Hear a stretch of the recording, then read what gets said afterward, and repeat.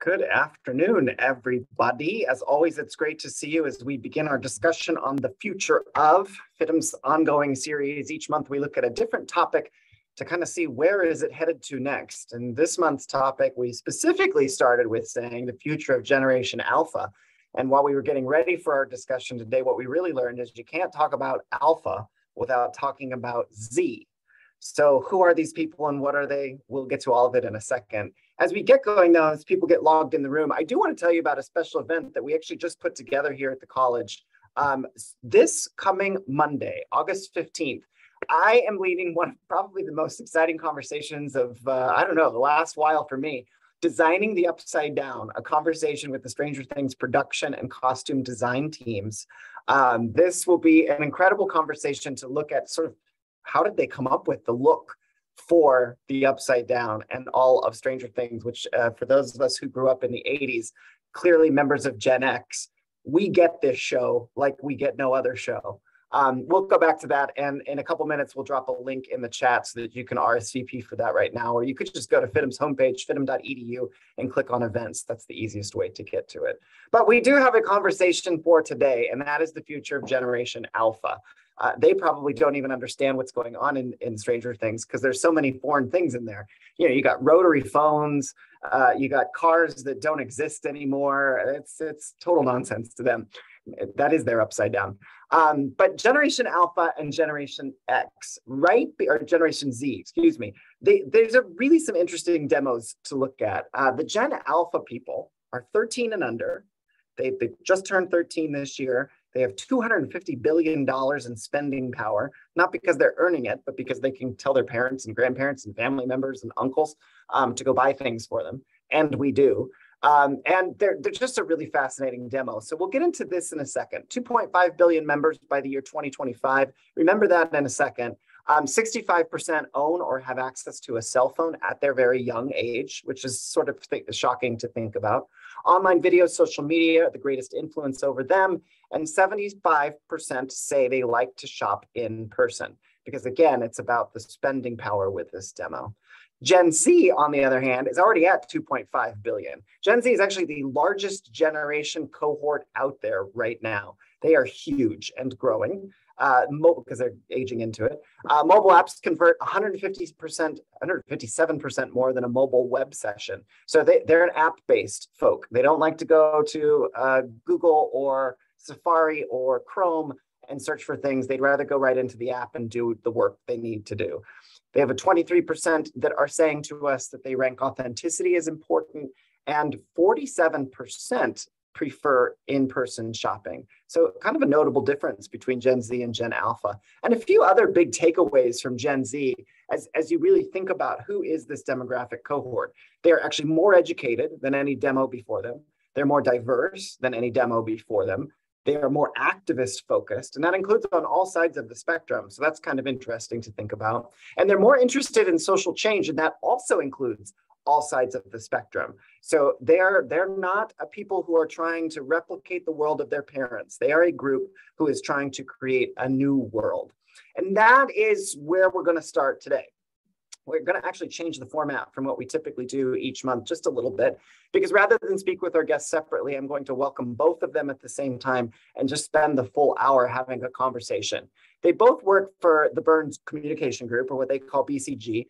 If I were hosting a conference specifically on Gen Z, Gen Alpha, these would be the two I would turn to highlight and keynote the talk. They know their stuff when it comes to this.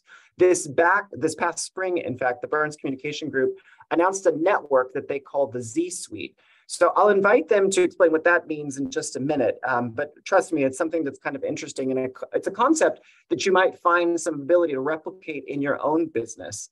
Carly Burns and Felicia Kane are the co-chairs of that network, the Z Suite. Carly holds a degree in fashion business and marketing from NYU.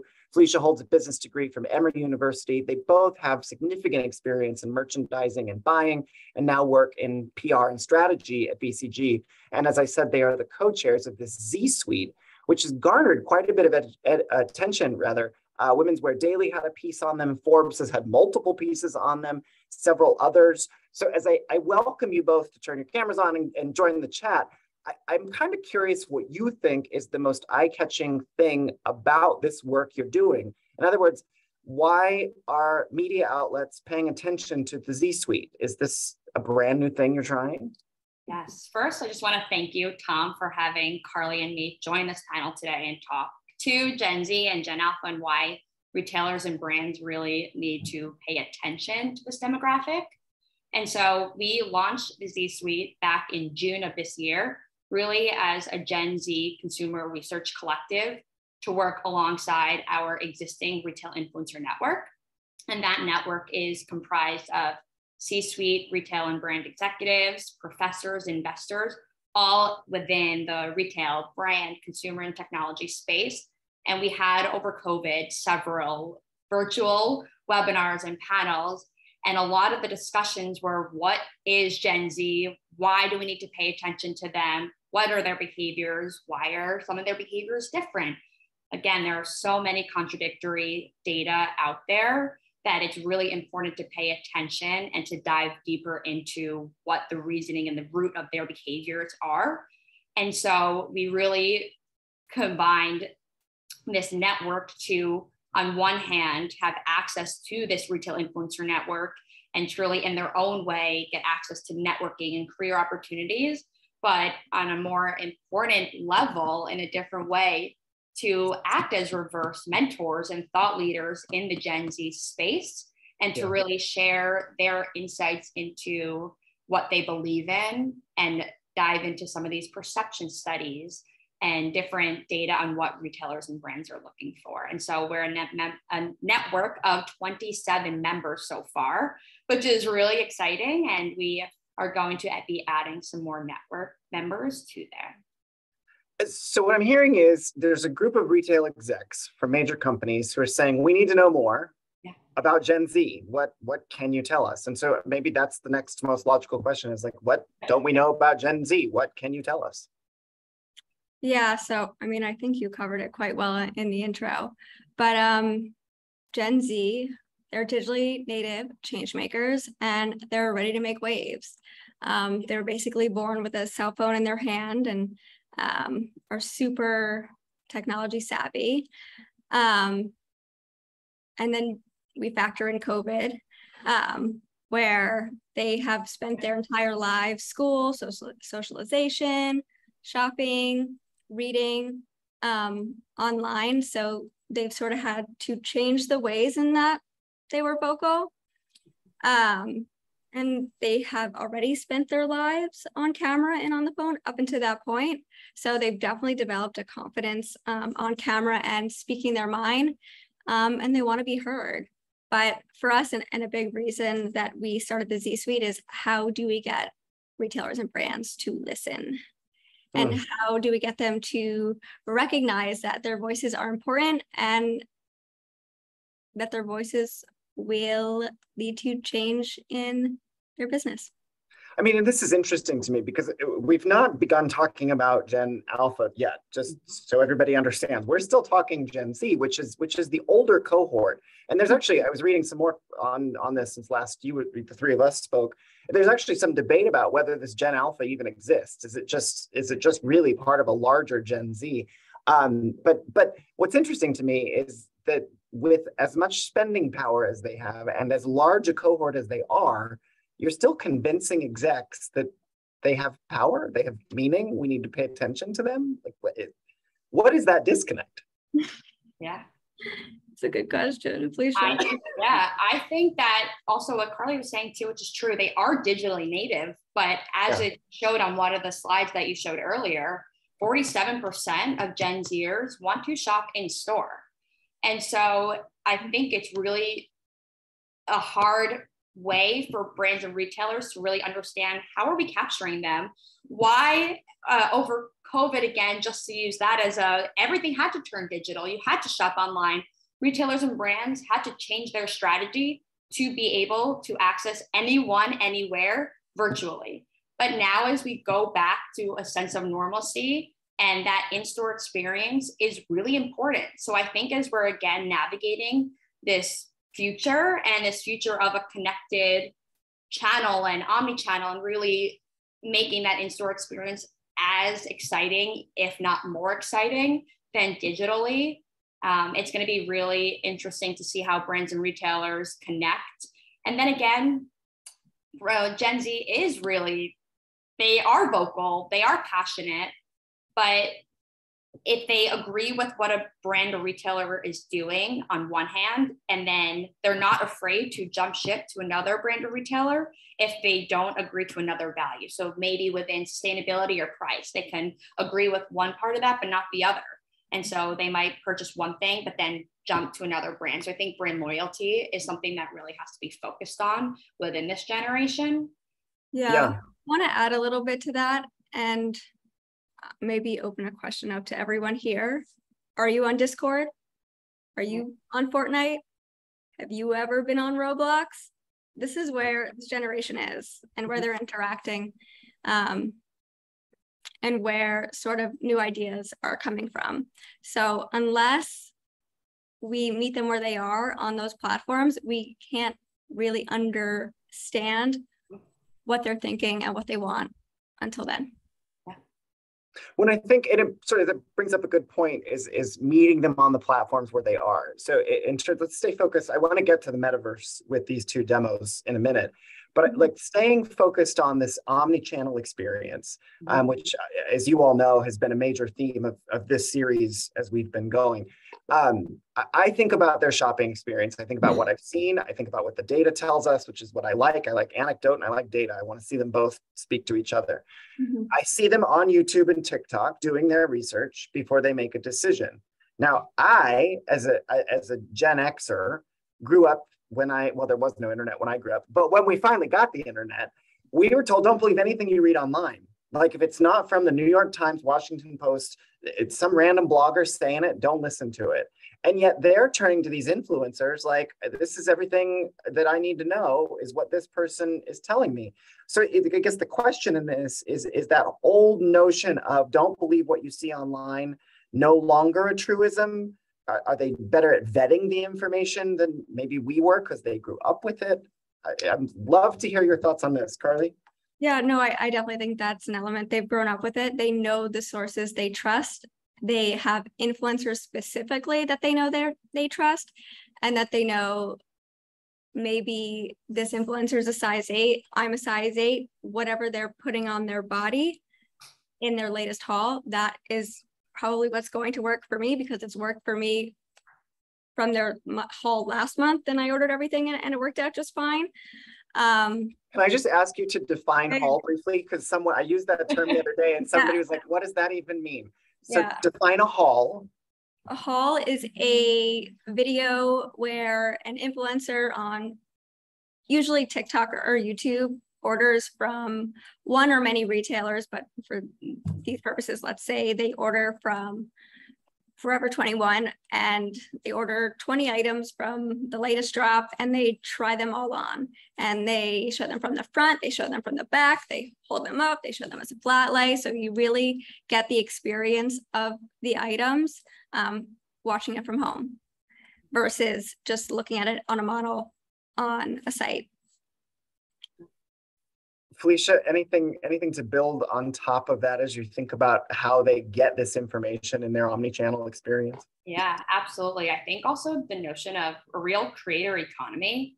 And so Carly and I found data that really showed that 77% of Gen Zers are on YouTube daily. That is a huge number. And that goes back to Carly's point with the haul.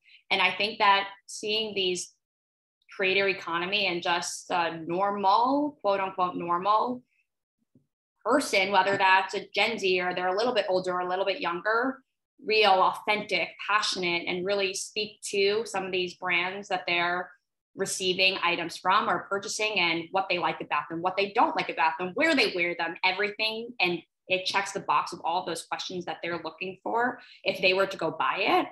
I think that they can connect with this demographic and just on YouTube in a different way than on TikTok. But then it also goes back to this, what is Gen Z and why are all the data points so contradictory? Is that some data showed that Instagram is where Gen Z gets their data from, or news, whereas TikTok might be, and YouTube for some others. But I think it all goes back to brands and retailers and just everyone in general having to understand their behaviors and what is drawing them to these social platforms and drawing them to really be inspired by some of these creators. What else has surprised you as you all have spent the time digging into this generation and talking, to this group of 27 and then more, right? Yeah, I think of something that's really surprised us, especially because of how vocal they are about the future of our planet, because it's their future, and their values around sustainability, is that they're still huge consumers of fast fashion. I mean, we know this disconnect comes from price. They aren't really in the workforce, they're just entering now. So they're very price savvy and price conscious. But I think it was surprising to me that price always outweighs values at the end of the day.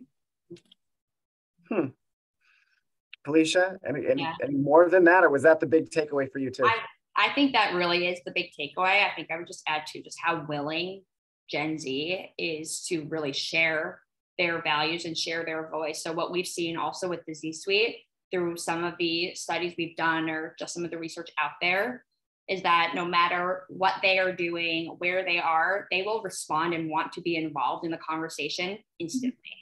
And so it's pretty incredible how vocal they really are, whether it's to participate in something that we're doing as a C-suite or even something that's online, and how vocal they are to comment on something and really interact in the virtual world. And we work with a brand, Bubble, and they really built their brand solely off of Gen Z feedback. They had a cohort that went from everything from packaging to color to product, what's in it, where they are selling it, accessibility. And so I think it's important and really just eye-opening how willing they are to be involved in anything, whether that's fashion related or another sector. I'm wondering if can we translate from what you're saying? Because what I'm hearing is they have these beliefs, but if the beliefs don't align with where their dollar and spend power is, they are willing to compromise their beliefs. But as this, we like to look toward the future. As this demo ages up and gets the spending power of generations like X and their, the boomers, can we assume that those fast fashion brands are going to go to the wayside while they then focus on the more sustainable brand, the brand with the better practices? Or will they remain? Do you have a sense of that at this point? I hope so. I hope so. I mean, yes, we have found that they feel very strongly about sustainability because, again, the future of the planet is the future of the planet that they will inhabit, and they will have to deal with the consequences. They understand that. So yeah, I hope when they do have a bit more money, they could put their money where their mouth is. I hope. It's hard to say. Yeah. And I think that they're also really purposeful. What we found too, they're very purpose driven in what they're shopping for.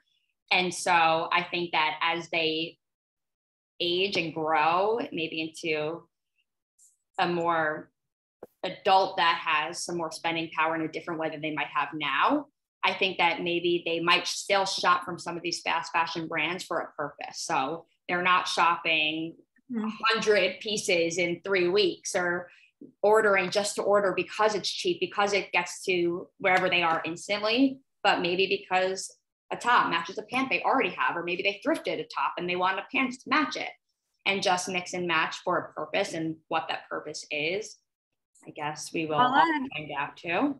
I'll add on to that a little bit. Yeah. A big part of why they're shopping fast fashion so often is because once they post a photo of themselves on TikTok or Instagram, in their minds, they can never wear that garment again.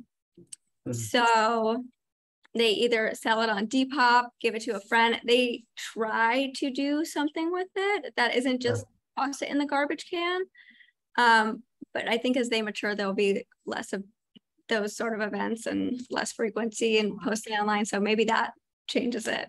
But yeah, we've done a few panels now on the basically the resale space, and that is part of what's driven the huge, monumental growth in resale in the last few years. Technology obviously is a big piece of it, and that sort of fulfillment ability of the individual being so much more accessible and easy to fulfill. But the bigger driving piece has been the fact that they will only wear something once and then it's got to go. It's got to go. I've seen it. Yeah, yeah. The other thing that I noticed about this generation, and I think you all did some research on this, was this concept that, I'll put it this way. There's a thought out there that we will never be able to see a brand like Nike, like Patagonia, these huge brands that become behemoths blow up in that way, because this generation is so niche and so interested in their own space. I'll call it personalization. Do you, maybe if you want to share more about that particular piece of research you all conducted, or just your thoughts on that more generally as brands are thinking about building, that says to me, if I were advising someone, do you know who your market is? Like, you better really know who your market is. But maybe I'm off, so feel free, jump in. Felicia, Carly? Yeah, no, I think it does come down to that question at the end of the day. And I know Felicia mentioned this before, but if a brand claims to have a certain set of values and then they break their promises or they're slow to engage with those consumers, they're ready to move on in 1 second. They're not going to wait for you to fulfill your promise. There are a million other brands out there. Felicia, I don't know if there was something you wanted to add. Yeah, and I think it's interesting as we also see this notion of seasonless fashion. Mm-hmm. And so while Nike or some of those other Patagonia brands that you mentioned, maybe they are for running or for sports, or maybe they're going on a hike.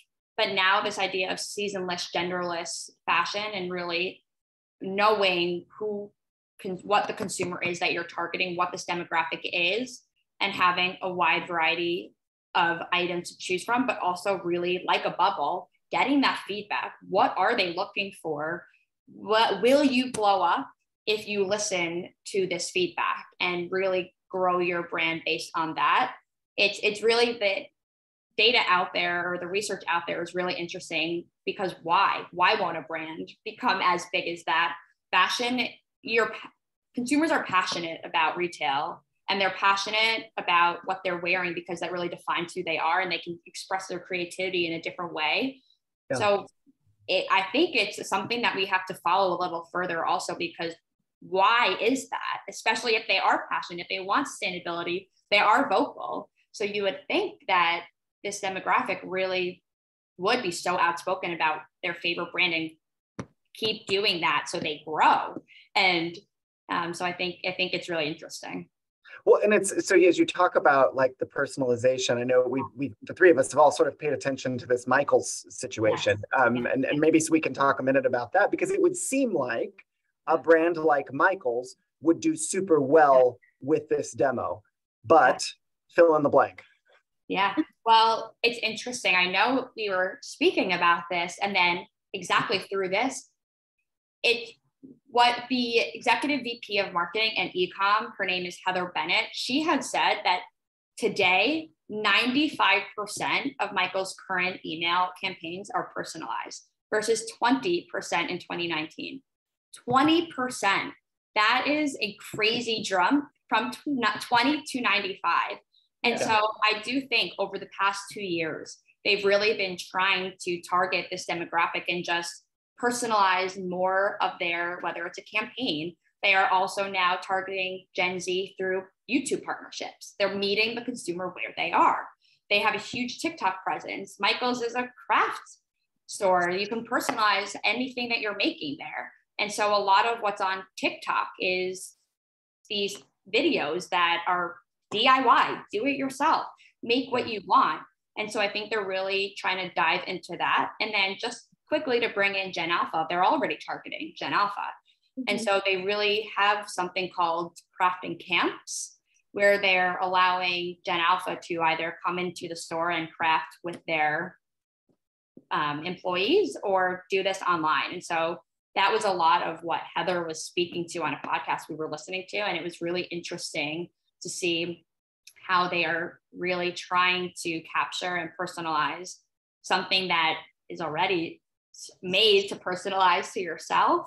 Yeah. And so I think that it's nice to see too how capturing the audience of Gen Alpha, they were young, but doing things that make them comfortable, but also make them feel heard and seen is really important. I hope the owner of the Bedazzler is paying attention, because I feel like the Bedazzler could make a big comeback with Alpha. I mean, like the young people I know, the 13 and under, they are loving the glitter and the sparkles and the shining, and they can personalize their jeans like that Bedazzler let us. I mean, not me. I never had sparkly jeans. My mom didn't let me. But but point being, like it's kind of like that reminds me of some of those things, like, right? Isn't that sort of the space to get in? And that direct to consumer sales, that, you know, it's just, that's all you got to do is that sort of thing, and you could really grow a brand right now in a cool way. Yeah, they've thought of a lot. They actually have a free class for families on Sundays to sort of like combat the inflation resistance to shop. So they're allowing these families to come in and take a class for free.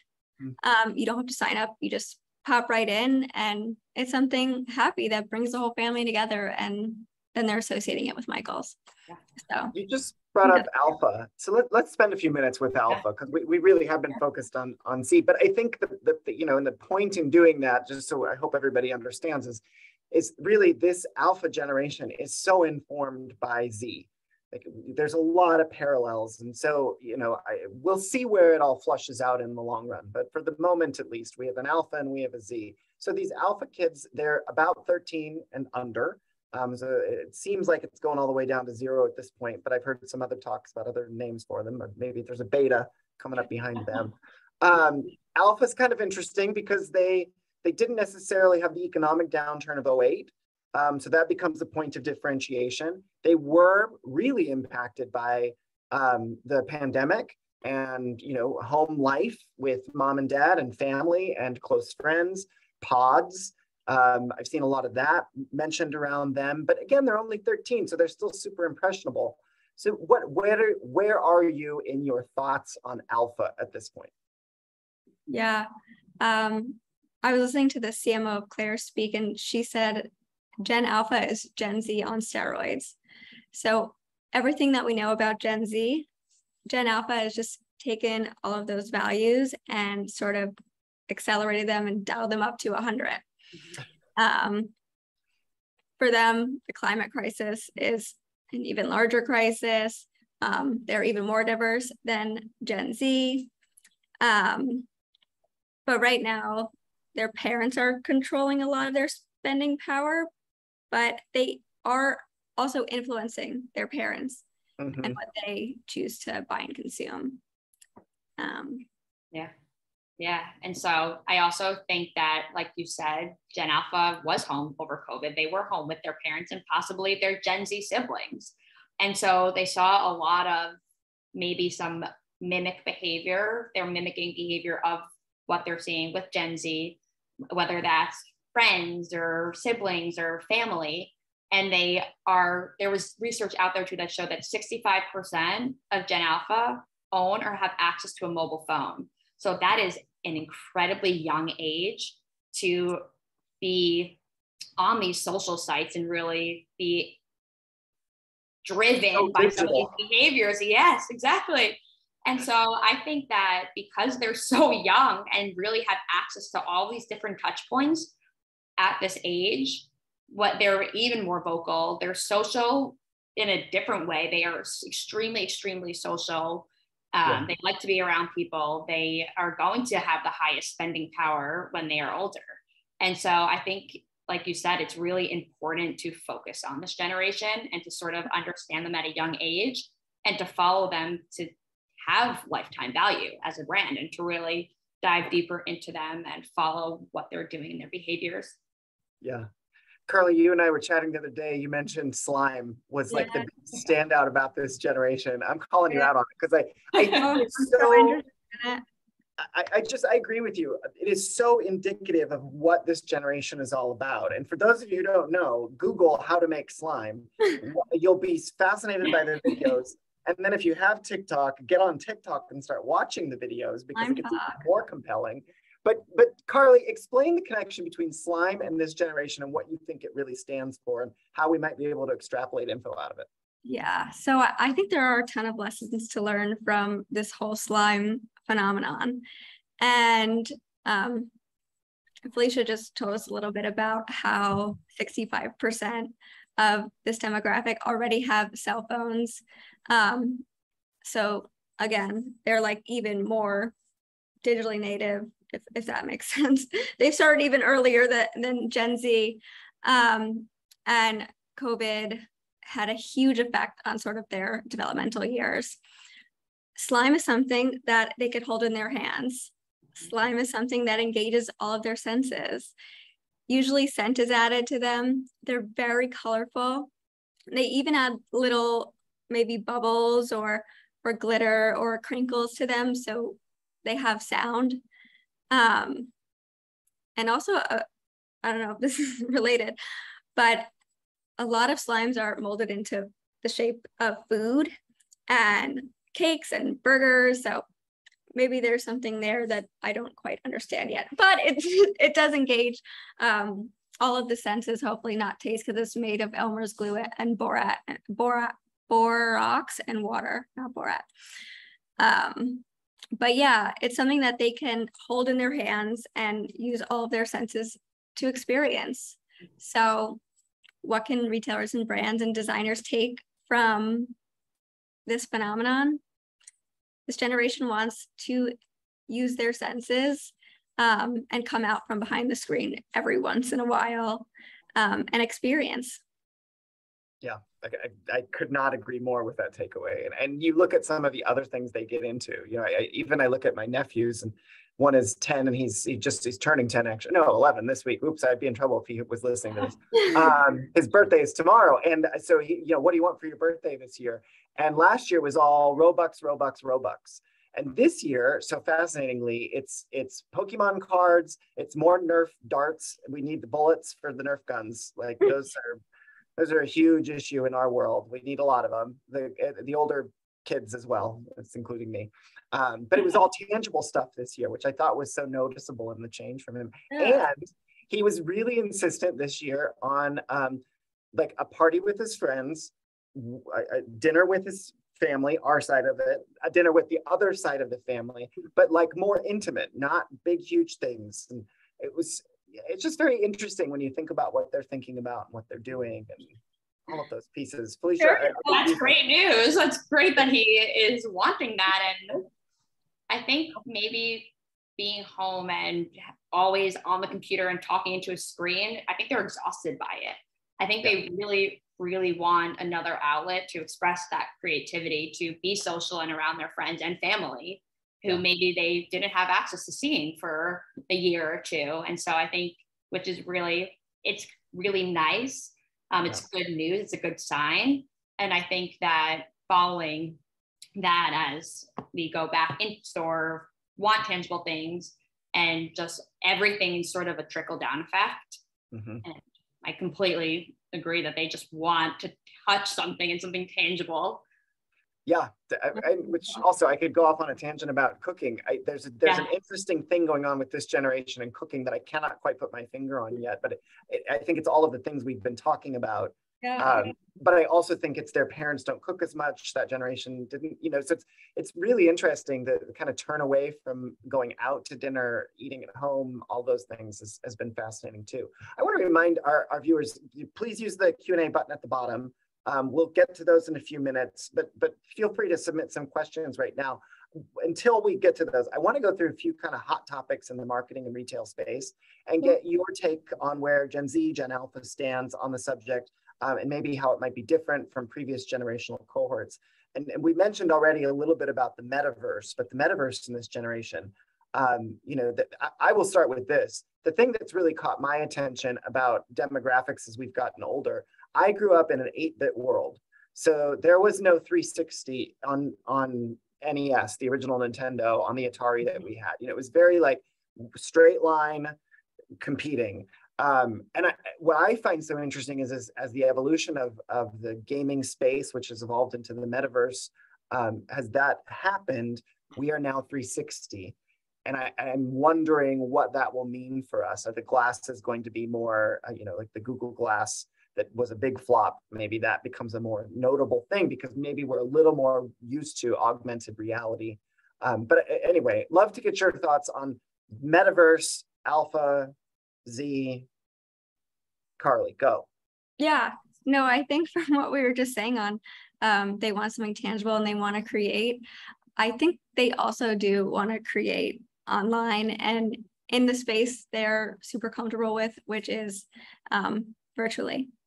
They're very creative, both Gen Z and Gen A. They want to be on the cutting edge of technology. And the metaverse is also, or iterations of the metaverse that they interact with, are also very mobile friendly. So that's drawing them all in. But above all, I think it helps with their loneliness, and it's good for mental health to sort of be able to express yourself in a way that might be completely different than your IRL persona, which is in real life. Yeah. I think just to bounce off of Carly really quickly about expressing yourself, Gen Alpha and Gen Z, they're one of the most fluid generations. They're growing up in a time where being different and expressing yourself is really, really encouraged.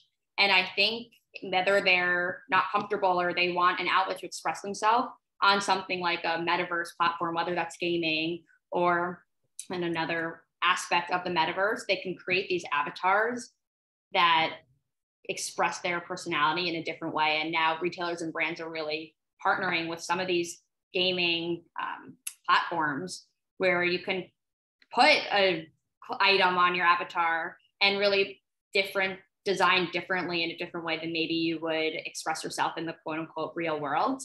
And so I think, it's a great way to express. And like Carly said, it's a great way to really just not be as lonely, which is an interesting thing to think about because you are one-on-one with this game. And so you're not actually interacting or socializing with a real, and I hate to use the word real, but a real person or something like that. So I think that it's interesting to first off, but it's really young.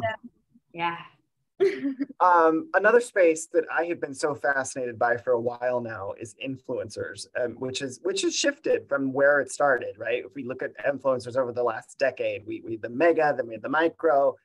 Now I notice we're going through this new evolution of influencers, and I almost break it down by generational cohort. There's a millennial influencer, and then there's this ZA influencer.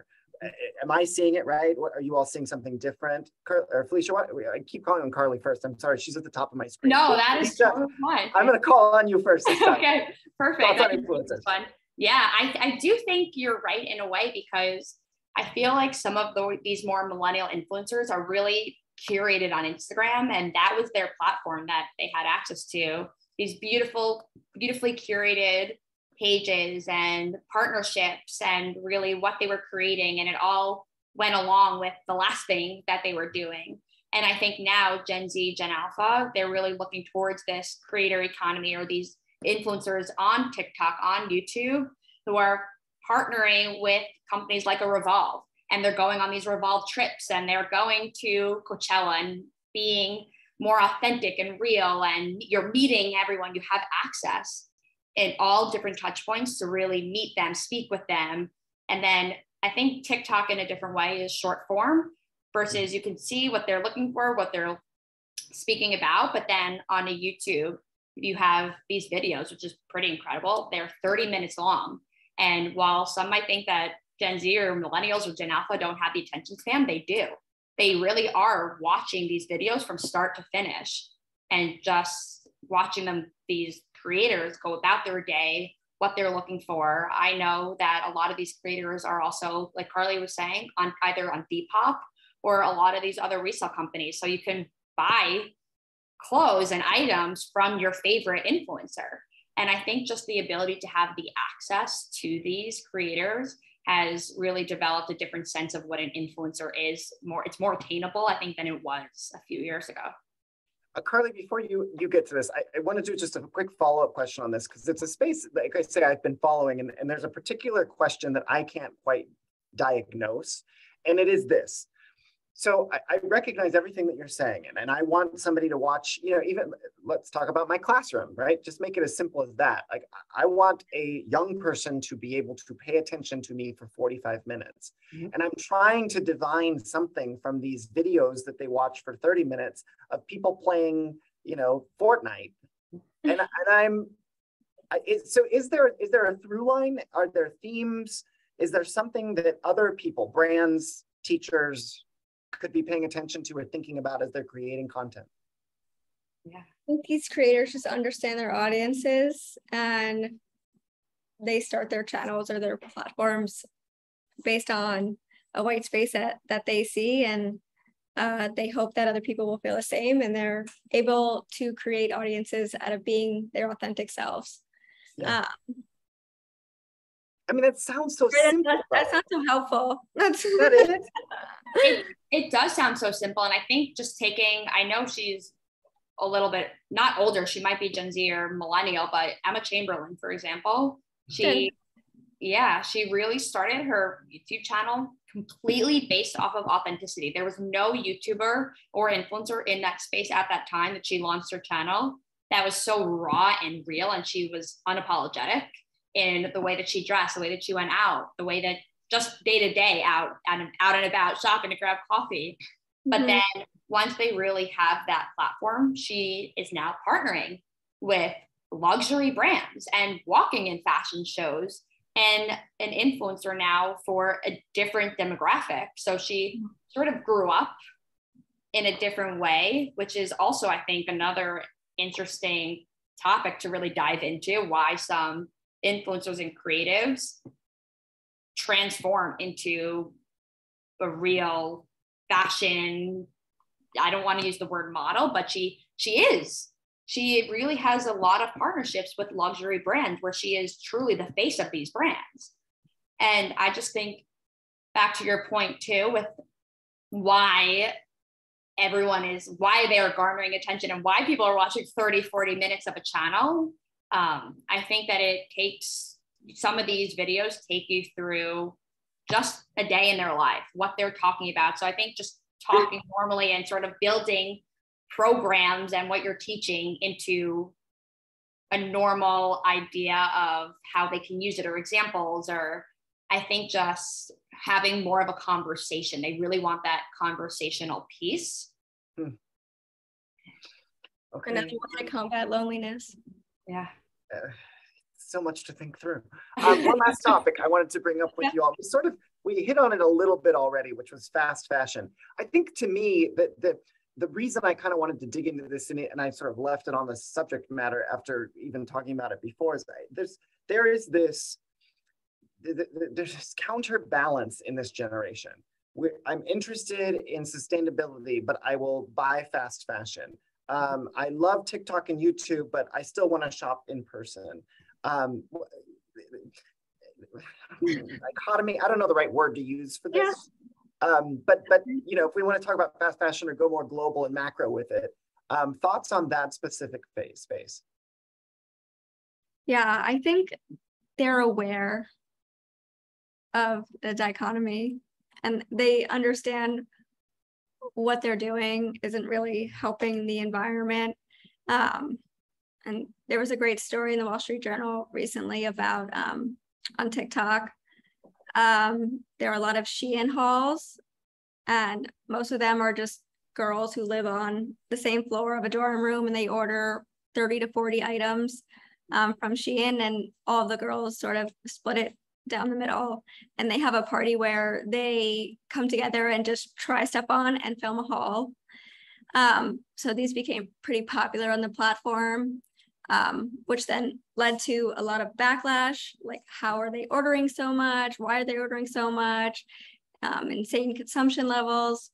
But something that they really focused on was that each individual item was wrapped in a plastic bag. So at the end of these hauls, there would just be mountains of plastic bags piled on the floor in the background.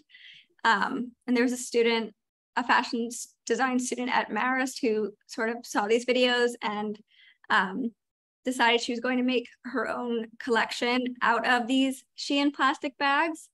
And she crowdsourced all of the plastic bags from her followers on TikTok.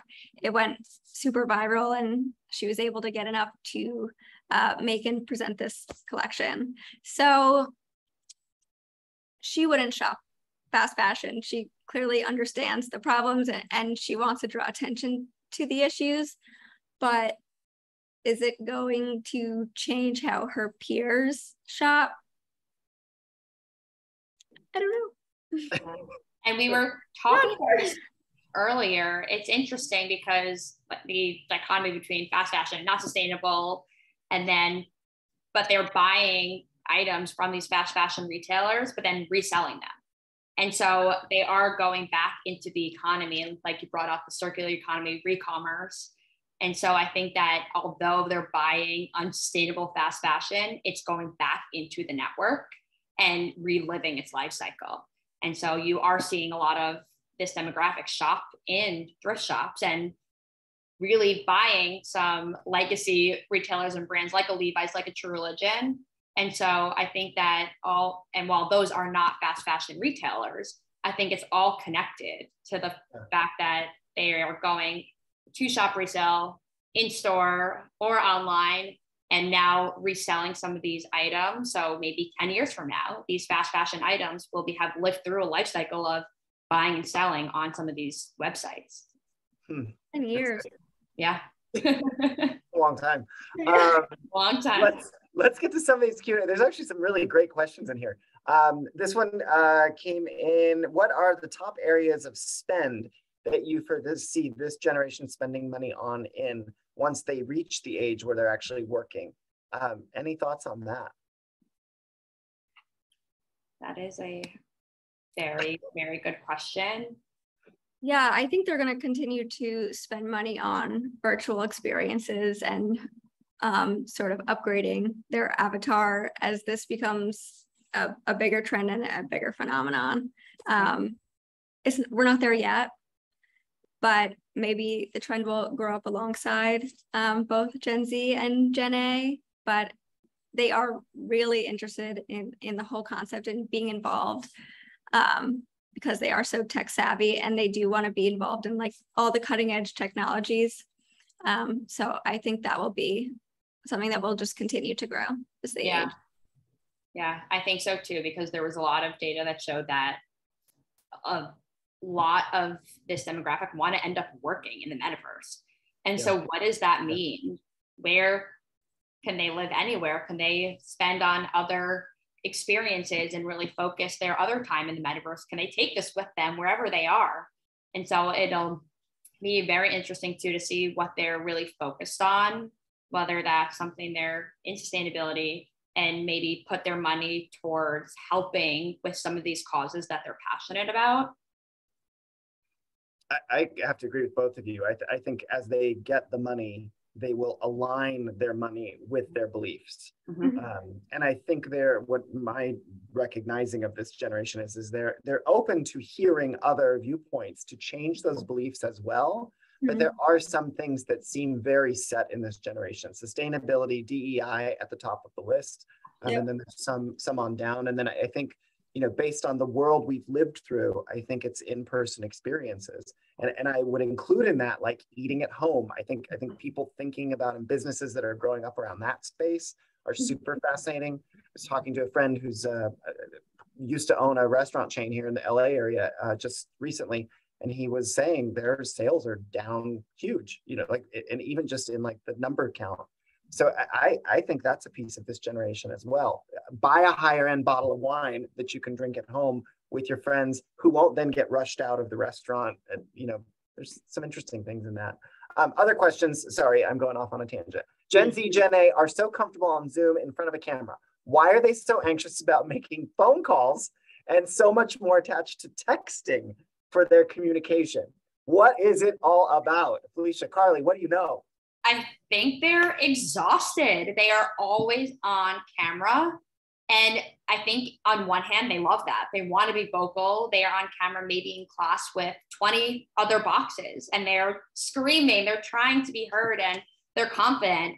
But I think that the minute they get on the phone, whether that's on the phone or on FaceTime even, they can do some other things too. And they can talk for hours and hours with their friend, or they can go on live stream. They can do other things on their mobile device while they're out and about. And I think that it's powerful, I think, too. They just don't want to talk to us. Is that what you're saying? They really just are done with us. A text is plenty. I personally experienced this growing up. I completely understand it. It's because on instant message, not AIM anymore. It's probably Slack now. But when you call someone, you're expected to answer in that very second live. If you text them, you could take a moment to think about your answer, and there's a lot of vulnerability in being able to answer anything on command, even if it's as simple as, do you want pepperoni on your pizza? So I personally experienced this. I understand it, but I'm okay now. I just wonder though if that point also goes back to the metaverse, and you're not an actual person on there. You can create your own character and express yourself in a different way than you would on camera.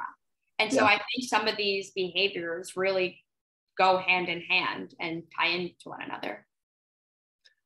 Nadia read on Business of Fashion that Nordstrom is moving away from influencers. Any thoughts on why? Good question. I think between millennials and Gen Z, we have sort of seen the difference between idealistic and realistic influencers. And Gen Z has sort of made it so everyone is an influencer, and they're very transparent about the business of influencers. For some, that might make them want to be an influencer and want to follow influencers even more. For brands, I'm not sure if you want your contracts to be a public conversation on TikTok. So I'm not saying that's why Nordstrom specifically did it, but it is something that I've seen. Yeah, and I think it goes back to, sorry, Tom, I think it goes back to authenticity and really having the ability to create what you want and to not be held to a certain standard. And I think for a big box retailer like a Nordstrom, who's really trying to have these different experiences in the store and really connect with all the different demographics, it's important to be authentic and real. And I think now brand ambassadors are huge for companies, and whether that's brand ambassadors or a Nordstrom ambassador or someone or in the creator economy who can partner and with someone like a Nordstrom or a Bloomingdale's or a Saks in a different way than maybe 3 years ago that they did that. And I think that the idea of big box retailers going away from real influencers was happening. The conversation was started before the pandemic. And so it's interesting to see now 2 years later where we still are and what that conversation is like today. And you see more brands right now, and I don't know this about Nordstrom, so I'm not speaking specifically to Nordstrom here, but you do see more brands incentivizing their employees to be part of that brand ambassadorship. And I've always thought that was brilliant. And to be honest, I think if you can identify in your ranks someone who has a great personality, who comes across really well, do what you can to sort of promote and sustain that, because you have a little more control there. I do want to get this last question in that Gwen, one of our instructors here at FIDM, posed. She asked about how it translates into education, this particular demo. And we did talk about that a little bit, but Gwen also asked the question, is mental health as important to alphas as it is to Gen Z?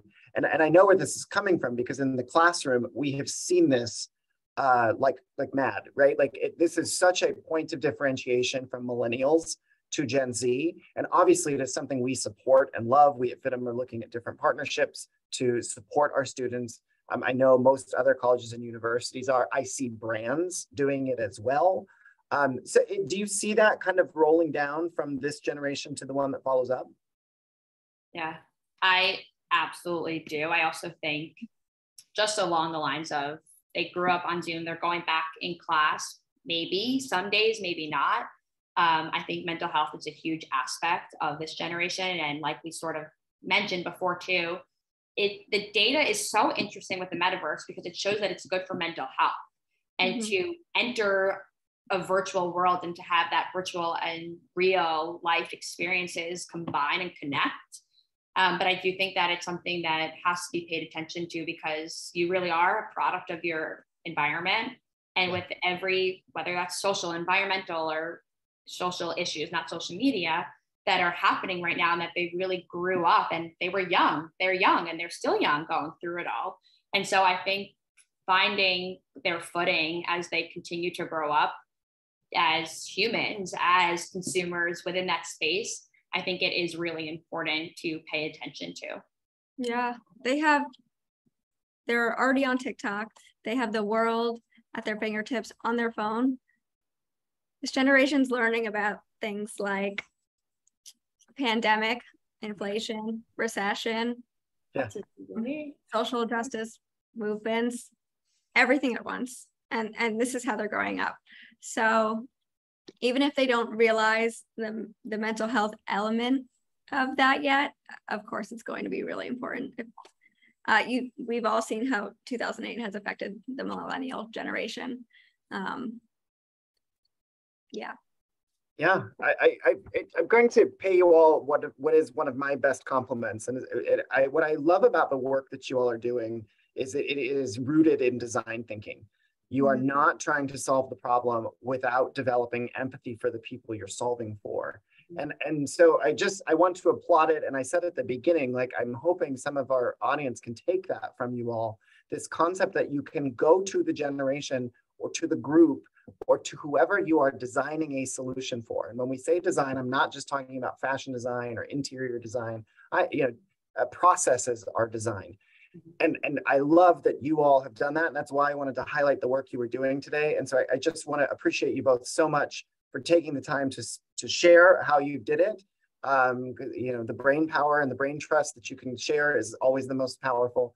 And spending the hour to answer all these questions that we've all had, because it's such a, it's compelling to see what's coming up behind us and knowing. And of course, we all have to work with each other. So we got to understand each other, which is great. So thank you both so very much. Great. Thank you. Yeah.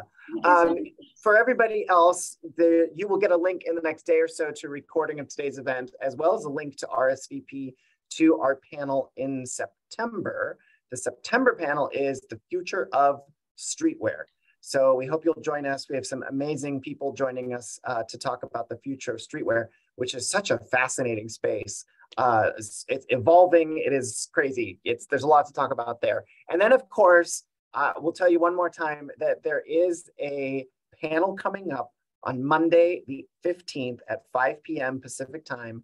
I am super stoked. I get to talk with the folks who have designed the Upside Down. The conversation is with Stranger Things production and costume design teams.